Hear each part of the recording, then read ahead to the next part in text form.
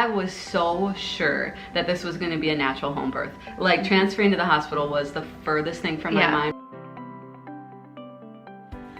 Well, hi, I'm Dawn from The Minimal Mom, and once in a while my twin sister Diana pops in as well. And so today we want to talk a little bit about your birth story with Declan. This was your second birth, and you really put a lot of preparation into it. We did all the things. Yeah. All the things. Which, if you saw Diana's wedding video, that's kind of her. Like, she does it all. Like, researches it, does it all, and does it well. Well, and some people can relate. Our first birth was a C-section. So I was just really motivated to have a natural birth the second time, because we'd like to have more children. And so then the thought of multiple surgeries, you know, gets to be real. And so so we were like, okay, what can we do this time to set ourselves up for success? And you were intending with Adley, your first birth, to go, well, you went to a birth center, but then transferred. Exactly. And so you were intending and learned the methods to have a natural birth the first time around too. So this was now adding on to what you had already learned. Kind of a continuation. And so 3 reasons that we chose to do a home birth were you actually have a better natural birth rate at home. Okay. So in a hospital, there's a higher likelihood, 35 to 40%, depending which state you're in, that you'll have a C-section. Okay. So that was a big one for us. Another one was being able to control the environment. So, okay, cover your ears, but here's an old adage. The same environment that it takes to make a baby is the environment that it takes to have a baby. Sure. So some people sets yourself up for a successful delivery. Yeah. So some people feel like the environment being calm, you know, maybe kind of cozy and peaceful is really important. You have a chain of chemical responses that are released in your body during labor, and so a calm environment can really help with that progression. Sure.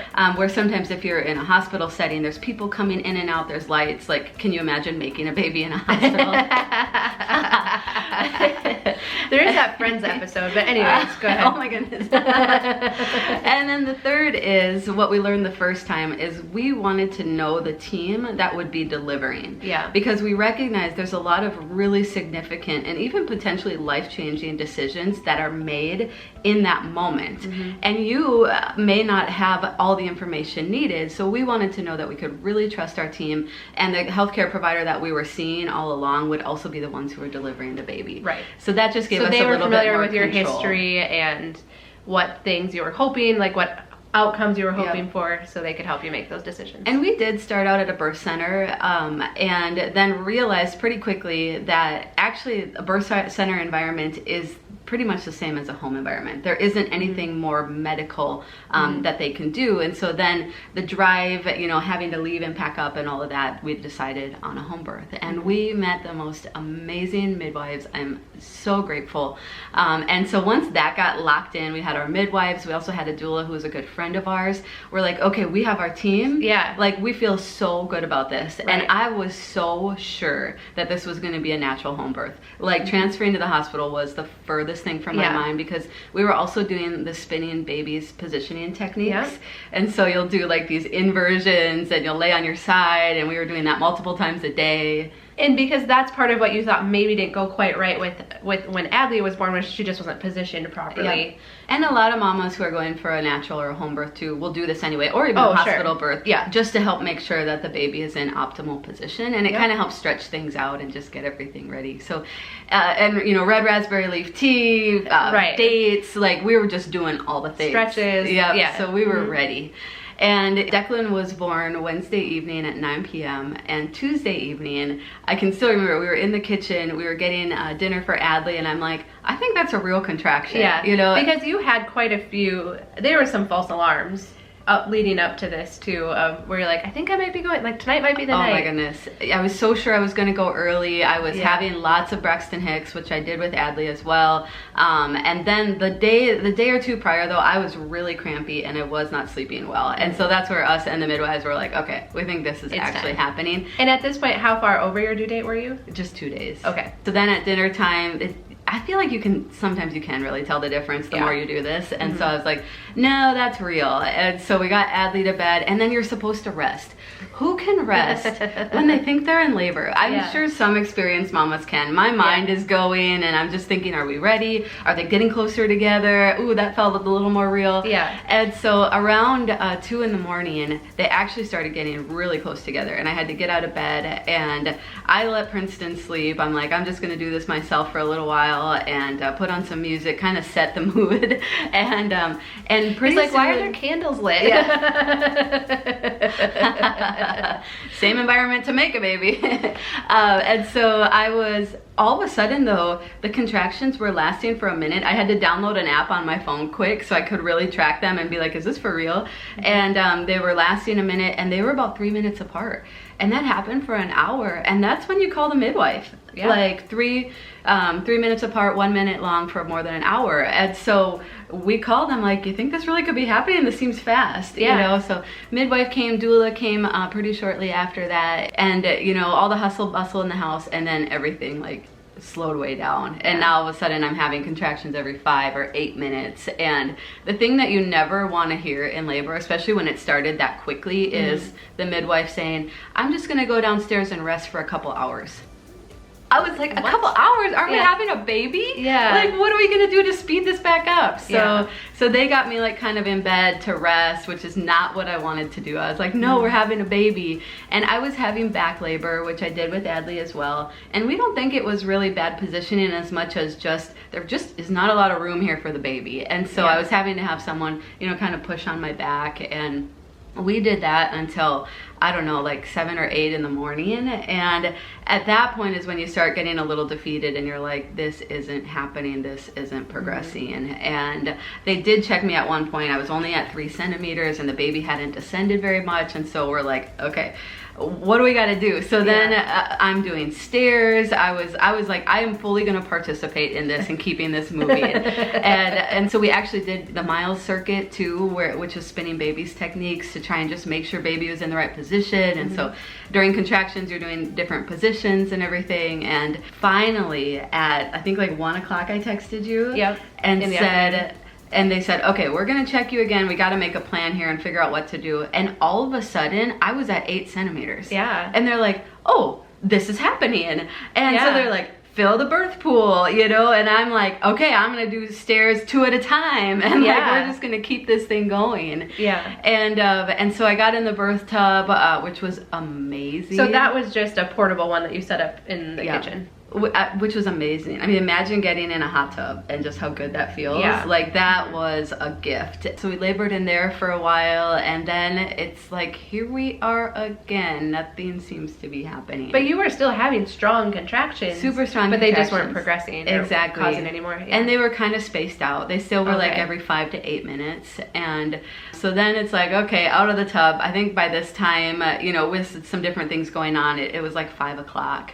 Now it's like, okay, no, really, we got to make this happen. So we broke my water. That didn't seem to help. We actually had a chiropractor come and adjust me during the birth, which she was amazing, but that didn't seem to help. And so around 7 o'clock, I was like, okay, is this happening? Like, are we really? Because now you're feeling like this was pretty much a replay of Adley's birth, unfortunately. 100%. So now, like, that trauma is coming bad. And I hadn't slept all night. I hadn't really slept the night before because I was uncomfortable. And so you're getting really fatigued. They even gave me some IV fluids. Again, I'm like, whatever we got to do. Right. I mean, they literally did try to do everything. Everything. We tried some different positions, even tried pushing at one point just to see if we could kind of get the baby through a little bit. Like, he seemed to be kind of stuck on that last little 1 centimeter that I hadn't dilated. And so, but then it was like 7:30, 8 o'clock. I was like, guys, I don't think this is happening. And they're well trained, because they're like, okay, so Diana, let's just talk this through. If you transfer now, it's still gonna be 2 hours probably before you're comfortable. And we could actually have a baby by then. Yep. You know, and I was like, no, you know, and then I was like, okay, let's just try. And then after another half hour, I was like, nope. And then they're like, okay, we're calling the hospital. You do this, you do this, and we were transferring. Well, the other consideration though at this time also was the virus going on though too. And so you were that was another benefit of doing a home birth during this that you didn't realize was going to be a benefit, was staying safe at home. And so that was another consideration too, and not even knowing if Princeton would be able to be in the room or all of that. Exactly. But at that point in labor, you're like, well, whatever, whatever. Whoever is there, baby. I'll follow you. You know, we'll FaceTime. We'll take pictures. It'll be great. So the really miraculous part to me, and the part that I'm so grateful for, is we left our house at 8:30, and we're normally about 20 minutes from the hospital. I think we made it there in 12. So anyway, we made it there in record time. We left the house at 8:30. We got there. They were so gracious. They treated us so well. Our midwife was even able to come in and kind of explain everything. And at that point though, the baby was getting distressed, and they're like, I'm sorry, we'd love to let you try more, but this does need to be a surgical birth at this time. I, in that moment, felt like we've tried everything. I was like, you know what? I'm ready to be done with this, you know, and because we had broken my water, the contractions were even more intense. You know, so during this whole time while we're consulting with doctors, I'm still having contractions. And there were a few moments where I'm like, can you please give me something? Please give me something. Is it time now? So I'm like, yep, surgical birth is fine. So so we got to the hospital at 8:30, or excuse me, we left our house at 8:30, and Declan was born via C-section at 9:42. Which is amazing. So the team was awesome, and I don't regret any of it. The first birth ending in a C-section, I was really sad about, and it felt a little traumatic. And you didn't know if you had exhausted every option. Exactly. Yep. And this time, I knew we had a good team. I knew we had done everything we could. And I knew that, okay, maybe this is how my babies come out. Because my twin sister had 4 C-sections. It was like the exact same story with Adeline. For whatever reason, and chiropractic, all, you know. Everything. And so, so someday we can tell Adeline's birth story too. I don't know. I think maybe now after 10 years I can go there. We can talk about it. So and you know, they say healthy baby, healthy mama, and there's some truth to that, but it actually doesn't discount. I know a lot of people have had traumatic births because you do make these split-second decisions, or a doctor or your body makes these decisions, and it all changes very quickly. And so it can be a lot to process, you know, and you need to be able to talk through it, and sometimes even get counseling after it. And so that's why I was so grateful to have such a good team. And my husband stepped up in ways that I didn't even know was possible, because the first birth, I remember, he didn't know his place, because we did have a doula. You were there. I was there. And so, but this second one, we had some just incredible moments as a couple. The candles were lit. He was singing romantic songs. We're in the hot tub together. No, I do think that's cool. It was really cool. And just seeing how he stepped up and everything. So I think the team makes a big difference. I think that's my biggest takeaway. I know there's a lot of people who say, oh, I could never do a home birth. I'm just going to go to the hospital and get my epidural. And I think, so I actually got to meet your team inadvertently because we were here working on your bathroom.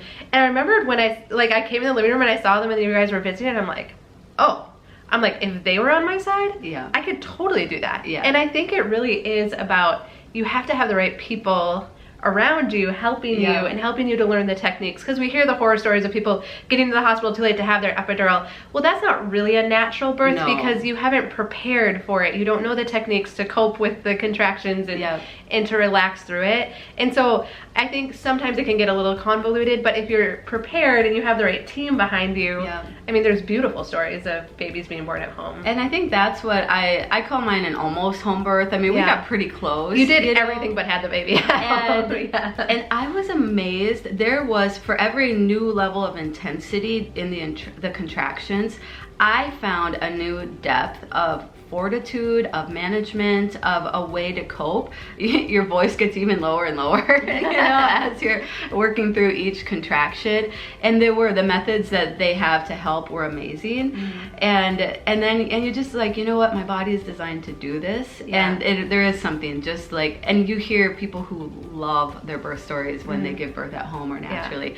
And I know you can love a hospital birth, and I know it's not for everybody. You know, and some people have health factors that make it impossible, you know, or insurance reasons or whatever. So we completely understand that. But for us, it felt like this was setting ourselves up the best to have the natural birth that we were hoping for. Yeah. Well, we're also going to link a video down below where you talk a little bit more about where was God during this, because you prayed, you declared, and you fully believed that you were going to have a successful natural birth at home. So we'll link to that down below, and we'll just talk through a little bit more of the spiritual side. And we're also going to talk about, so this is my second baby. The first one I did everything wrong. And I had a fussy, tired baby that never slept. And so with Declan, I mean, he is so happy. He's 3 months now.